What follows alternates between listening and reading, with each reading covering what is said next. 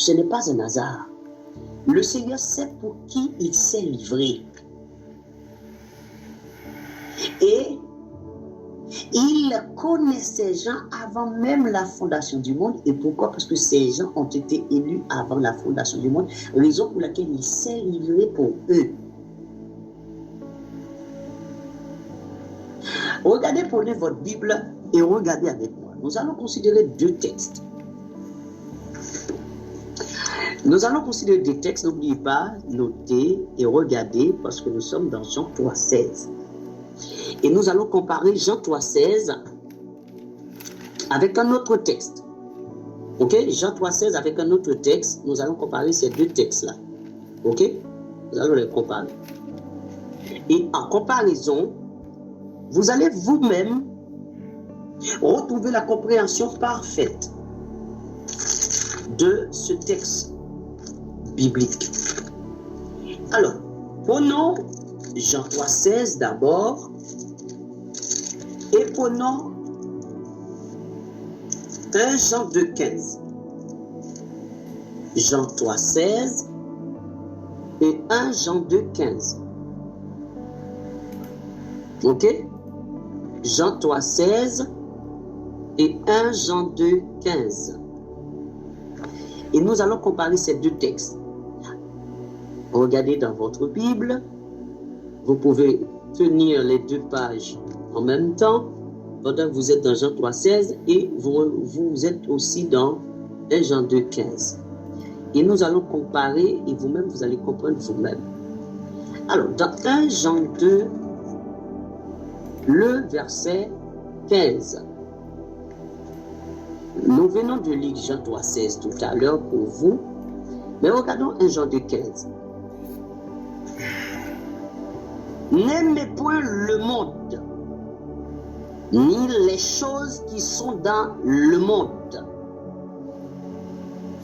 Si quelqu'un aime le monde, l'amour du Père n'est point en lui.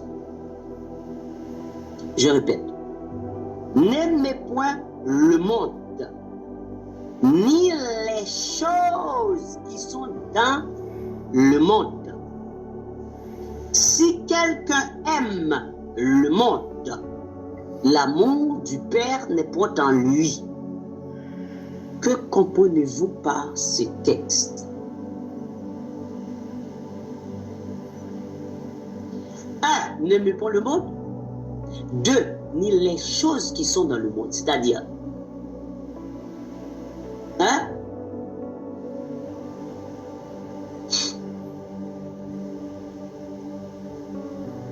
vous avez compris ça? N'aimez point le monde, ni les choses qui sont dans le monde. Et si quelqu'un aime le monde, l'amour du Père n'est point en lui. C'est-à-dire, le Père n'aime pas le monde. Et si vous aimez le monde, ce n'est pas l'amour du Père qui vous pousse à aimer le monde, parce que l'amour du Père n'aime pas le monde. Maintenant, examinons comme les chrétiens de Béret. Si j'aime le monde, ça veut dire que je n'ai pas l'amour du Père. Si j'aime les choses du monde, je n'ai pas non plus l'amour du Père. Donc, c'est-à-dire, je ne dois pas aimer le monde, et je ne dois pas aimer les choses qui sont dans le monde, 2.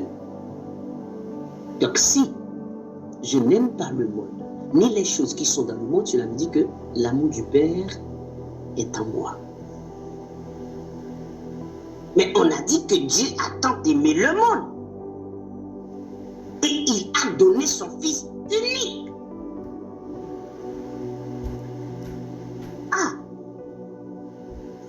Ce qui va changer la chose, c'est parce que le texte dit « afin que quiconque ». Alors là, il faut trouver les quiconques. C'est qui sont les quiconques? Et non seulement ça, mais de comprendre, si Dieu n'aime pas le monde, mais on parle de quel monde ici? Il y a deux mondes. Oui, il y a deux mondes. Il y a deux mondes. Il y a le monde de 1 Jean 2,15, Jean 7,7, Jean 17,9. Mais il y a le monde de Jean 3,16, le monde de Éphésiens 5,2, Éphésiens 5, 25.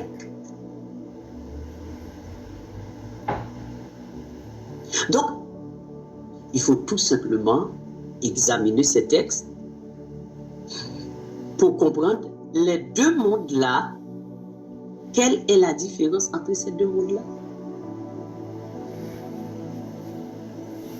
Maintenant, d'abord, regardons le monde pour lequel Dieu s'est donné ou s'est livré. Nous sommes dans Jean 3,16. Avant de regarder l'autre monde dans 1 Jean 2,15, mais regardons le monde, le vrai monde. Regardez ce que le texte a dit. Car Dieu a tant aimé le monde. Donc, c'est-à-dire, Dieu déclare son amour pour le monde. Et cette déclaration d'amour, c'est en donnant son fils. Maintenant, est-ce que donner son fils unique ici, est-ce que c'est donner un enfant ou un bébé, ou comme à la manière des hommes, il a donné quelque chose, comment on peut dire, littéralement comme, disons, les gens des autres religions pourraient comprendre ou pourraient expliquer. Non. Regardez ce que la Bible a dit ici. Regardez le texte de Jean 3,16 et vous allez juste remplacer les pointillés. Car Dieu a tant aimé le monde, et nous allons remplacer le mot monde après, lorsque je vous aurai montré le monde c'est qui. Mais nous allons remplacer par contre donner et fils. Qu'il a donné son fils. D'abord, le mot fils, ça représente quoi? C'est quoi le fils? Le fils, c'est la parole. Apocalypse 19, 13. Et il était revêtu de vêtements indécents. Son nom est la parole de Dieu. Au commencement était la parole était avec Dieu, la parole était Dieu. La parole a été faite chair, verset 14, et elle a habité parmi nous. Hein? Et cette parole-là, c'est la gloire du Fils unique de Dieu, venu du Père. Donc, c'est-à-dire, car Dieu a tant aimé le monde qu'il a donné sa parole, ou autrement dit, sa seule parole, mais sa parole unique. Et si nous voulons changer le mot, le verbe donner, par rapport à la parole, on va dire révéler. Ou autrement dit, car Dieu a tant aimé le monde qu'il a déclaré son amour. C'est-à-dire, il s'est adressé à ce monde-là, il s'est révélé à ce monde-là, il a parlé à ce monde-là, parce que Fils, c'est la parole. Pour que Dieu puisse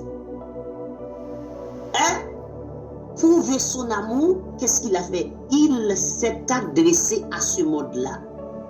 Il a déclaré, révélé sa parole. Parce que si Dieu